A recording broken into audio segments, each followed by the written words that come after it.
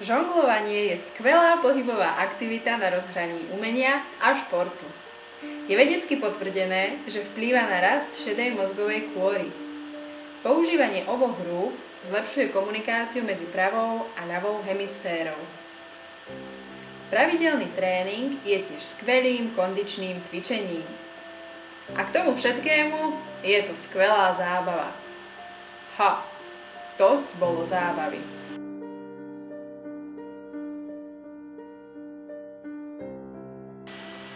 Budeš potrebovať trpezlivosť a loptičky správnej veľkosti, ktoré sadnú do ruky. Najlepšie, ak sa nebudú príliš odrážať. Začni nad posteľou alebo gaučom, aby si loptičky nehľadal po celej izbe.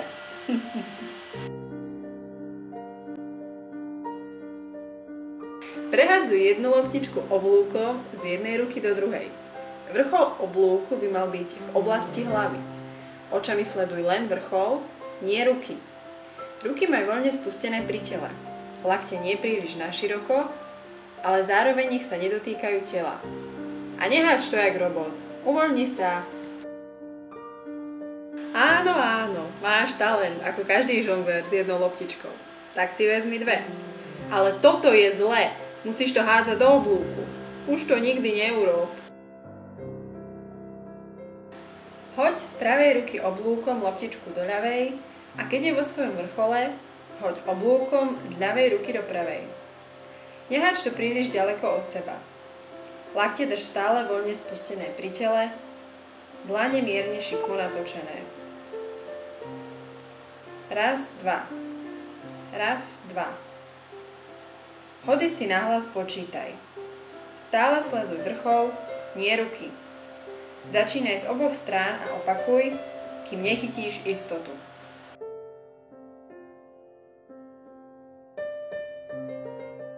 Vezmi si dve loptičky do pravej ruky a jednu do ľavej ruky. Rovnakým postupom ich vyhadzuj do oblúku. Sústreď sa na hádzanie, nie na chytanie.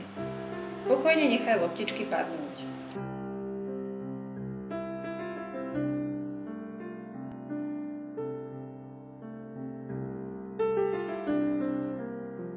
Ak už budú tvoje oblúky dostatočne presné, skús vyhodiť a chytiť všetky loptičky.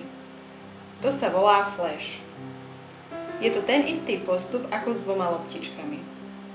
Flash opakuj z oboch strán, až kým sa ti nepodarí párkrát za sebou.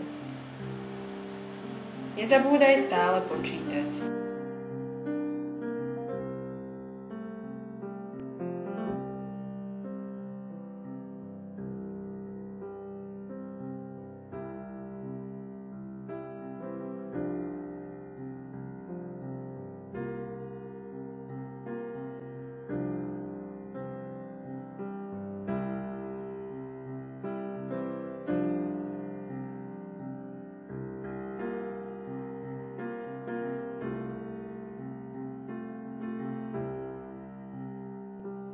Keď ti to pôjde, skús prehodiť 4-krát, 5-krát a tak ďalej.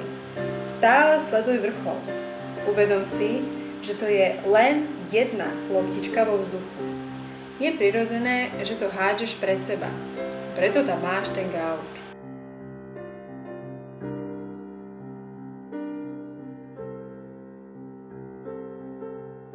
Gratulujem!